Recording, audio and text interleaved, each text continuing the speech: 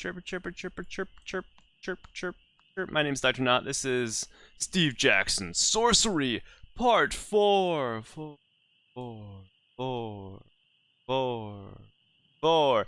Yeah, the echoes are getting louder. That's weird, huh? That's the type of universe we're in because we're forever stuck. We're heading south. Let's look at more towers, shall we? You run over to the next tower before the wind can snatch you away. This is now the dead of night. You should find somewhere safe to sleep if you can. This tower has a dirt floor into which various lines have been scratched. A chest sits in the middle, a rather obvious bait for whatever trap this room represents. Let's go. We tried killing ourselves last time, got down to 1 stamina, and somehow got up to 12. That's how good I am. I try to murder myself, and I make myself almost as healthy as I possibly can be. You step a little further into the room. Apart from the chest, the tower is quite empty, identical to any other of the rooms in this college, save for its dirt-covered floor. Several zigzagging trails have been left in the dirt. So what we're doing here is we're going to try every single thing we possibly can. If we die, so what? We reset. I'm trying to get myself over to the east towers, which we've not really explored. We've been over here on the west side a lot, because I was actually thinking that we could get up through here and into the main castle, but it's not the case, at least not yet. So we're going to do everything we possibly can. You use the charcoal stick you have been carrying since Kari, I have, to poke at the ground just in front of you. It immediately and violently explodes, and you leap away from the shower of fire and dirt. Is this a minefield? You take a small stone from your pack and toss it towards the chest. There is another explosion. When it lands, a sharp crack that hurls some soil into the air. Perhaps that was the last of them. Surprised there's not a question mark there. I don't think it is. You prod directly ahead, no effect. Let's go. Take a step forward, nothing happens. That's good. You prod at the ground in front of you and it explodes violently. Okay, let's step forward. Wait, I just thought it... You'd step a pace forwards, but your foot has barely touched the ground when there is another explosion underneath your feet. You hurl yourself towards the door, your leg taking the brunt of the impact. As your skin sizzles, you brace against the wall to bandage the limb. I feel like my skin being burned, a bandage won't help that much. You scrutinize the trails in the dirt. One is well worn, the dirt smooth from many trips back and forth across the minefield. There is another which passes right by the chest. It is much more hastily made, as if someone had run through the dirt. Let's go! You follow the hastily drawn trail in the dirt. As you step near the chest, however, you hear a click. Right. You close your eyes and raise a prayer to Effie the Fortuitous. The mine explodes, throwing you high into the air. You land, safely but somewhat startled, on the far side of the room. You reach the other side, a hard-earned destination. You waste no more time and slip gratefully from the tower. Thanks, Effie, I think. You step back out onto the path and follow it a short way. Yeah, let's just sleep here. Whatever. I don't think I've eaten in like a week, but you know, who knows. Laying your pack down, you try to settle it despite the cold. You've not eaten yet today, but you have no rations to ease your hunger. You get comfortable and rest. You roll over trying to sleep, but you cannot seem to rest. After a while, you get to your feet and begin to walk through the darkness. Crumbling walls and broken towers move past on either side. You are walking past an old crumbling building when you hear voices. You listen closer, leaning against the wall. It sounds like a distant crowd, too far even to be on the other side of the wall. Where are those voices coming from? Oh, that's up. Okay, you decide some mysteries are better left unexplored and move on. The wall is lost somewhere behind you. That's not what I meant to press, but let's just keep going. I'm gonna lose some stamina, I assume. Alright, during the past day, you found one new clue. You pick yourself to your feet and try to shake away your more curious dreams. The wind picks up a little spray from the water and splashes it into your face. It stings where it touches you. You lean out over the path and look down into the water. It is black, reflectionless, as though infinitely deep. But you must keep moving.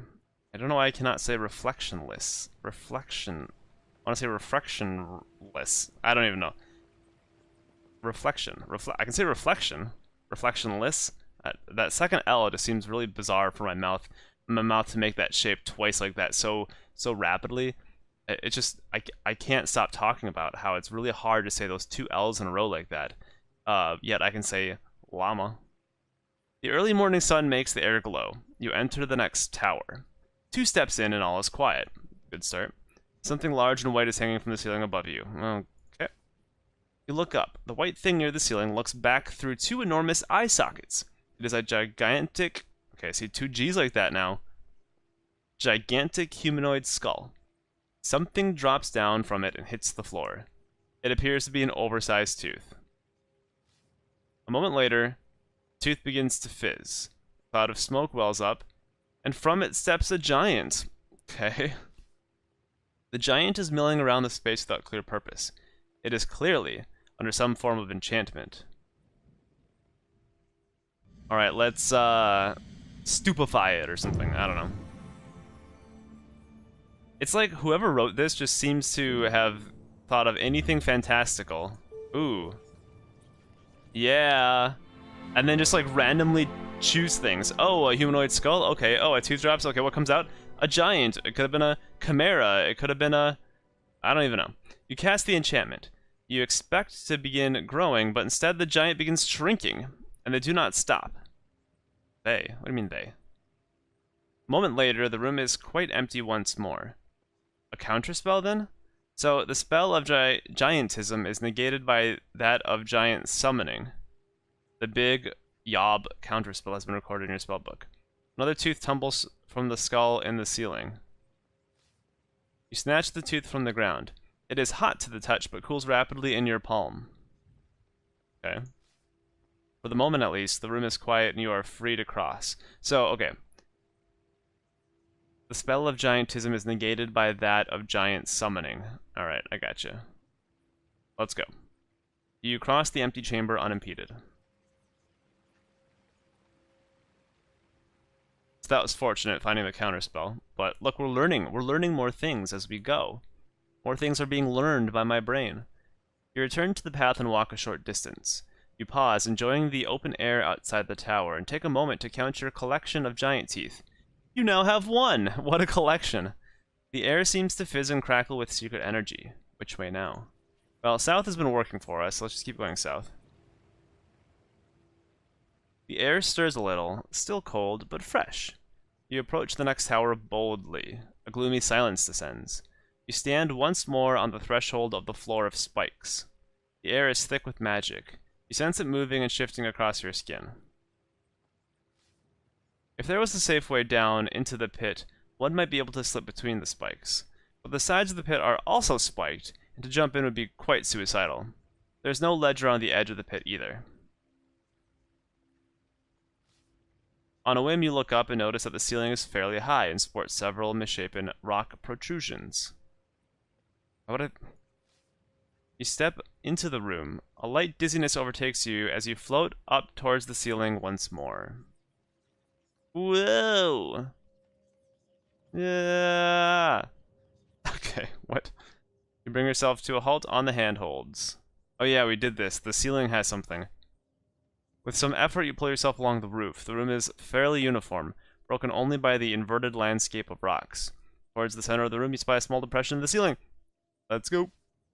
You guide yourself towards the depression in the center of the room. Pulling along by the rocks is difficult, and you occasionally float off course. Below you, the spikes wait, but thankfully they are well out of reach. Arriving at the center, you see that there has been a small circle cut into the ceiling, and inside, someone has carved a sigil into the stone. You swing over to look into the depression at the sigil, but you cannot stay still long enough to see it properly. You bob past the opening and away a short distance across the ceiling.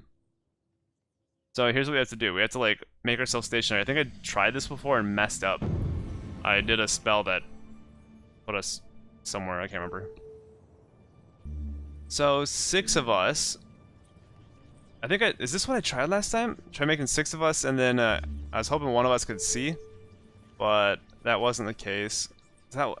It's been so long, because I took a month off from this game that I can't quite remember what we did. What's fix? Oh, this would, yes, cause fixedness. That's what we need. Then we wouldn't move around so much. See the future with that, or we're already floating in the air.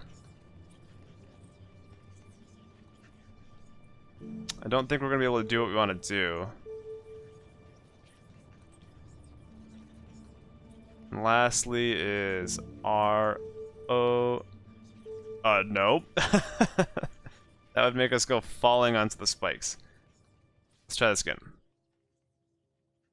Yeah, okay. So let's just float to the door. So we need an oaken staff or something like that to cause fixedness. You continue over to the next bridge to the tower beyond. A few clouds drift across the sky. A fetid scent assaults your nostrils. The inside of the tower is cavernous, far larger than should be possible. The stone floor on which you stand is turned to a thin strip of soft earth, choked with reeds, and beyond it is a deep pool of foul-smelling water. Insects buzz, and the reeds rustle as creatures pass between them. You cannot spot the ceiling of this room, but there must be one, surely. In the center of the marsh, a platform with a low hut sits, perched on rotten stilts.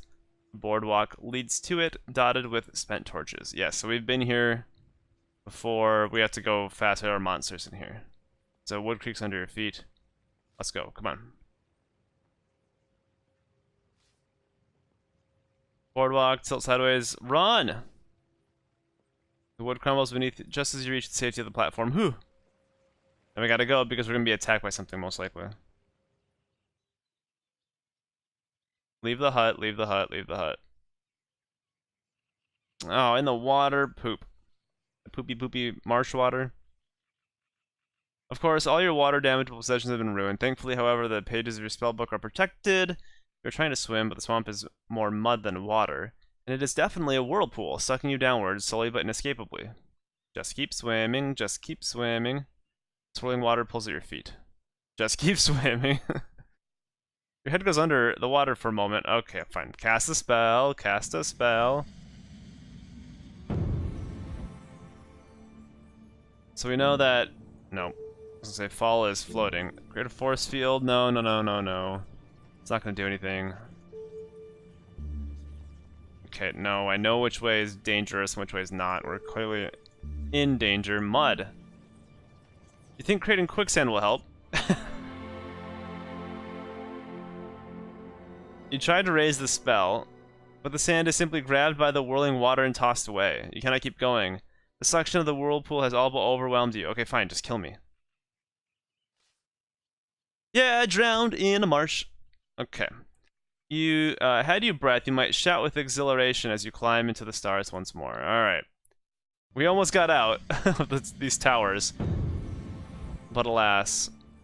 Okay, what is it again? Z? Yeah. But alas, we have to die and only have 12 stamina. 12 total stamina. Put me back. No. That's where I want to go. Whoa. Alright. And we're back here again for F's sake. So next time, we're gonna then go this way and explore all of these towers, which we've somehow not done. Oh. Alright, maybe we'll figure out how to get through, because right now, let me show you. Let me show you this. In terms of clues, we have Glyph 1 and Glyph 4. I'm wondering if we find Glyph 2 and Glyph 3. Yeah, it doesn't tell us anything. If that will get us somewhere, because right now, just, I don't know. It's not really working, so we need to go explore it, and that's what we'll do next time. Over to the left, to the West Towers in Mompang. So thank you for watching. I'll see you next time. Take care. Goodbye.